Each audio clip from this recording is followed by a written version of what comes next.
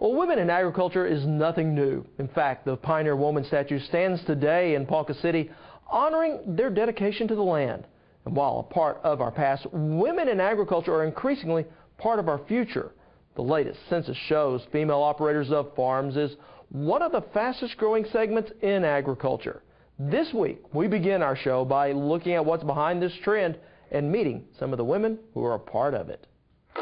You can't tell by looking at her, but Jane Whitfield didn't grow up on a farm, although she does have that Aggie spirit. I was a town kid, but I grew up in a rural community, and I always wanted to live on a farm, and my husband felt the same way. He was a town kid too, and we enjoyed being outside, and we were active with horses in Texas, and we got into breeding down there, and you can't really turn a dollar doing that, so we thought for all the labor we were putting in, we might as well try our hand at cows. So that was 8 years ago we got started.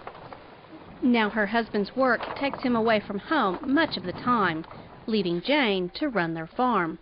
I'm just here. I'm able to do it, so I do it. I'm fortunate in that I don't have to work outside our farm. And being a woman gives Jane a unique perspective in dealing with the day-to-day operations.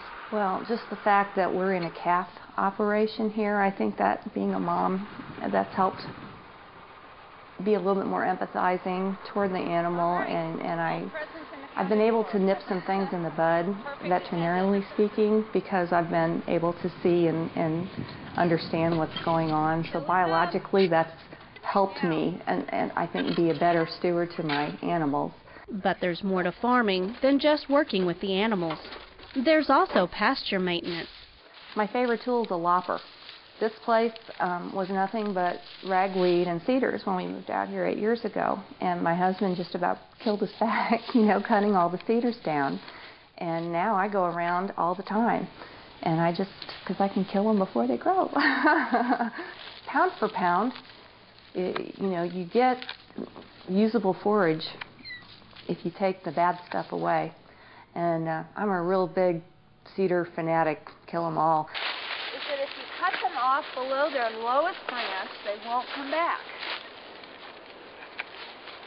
For Jane, this winter has brought more work than usual. Right now, because of the dry weather, none of our fall grass, cool season grasses came up, and so every day is feeding, whether it's hay or cubes or some kind of protein supplement. So we're in the last trimester, so we're trying to keep weight on and keep everybody healthy and strong. And because being a woman in agriculture can be challenging, Jane has to be creative at times. When I go into a place that's used to dealing with men, like an implement store, I'm needing a part for something I've broken. I don't know exactly the language, and it helps me to have a schematic so I can point, Now, Jane has some good advice for women who live on a farm but aren't involved. I would say get involved. Even if you're not the kind of person that wants to be outside, pounding fence posts and stretching wire, there's things like that you can do. Ride with him when he goes to get implement parts. Know who he deals with and what the arrangements are, whether it's leases or buying hay, whatever is pertinent to your operation. Know who he knows and understand what he understands. Good advice from one woman in agriculture to another, even if she didn't grow up on a farm.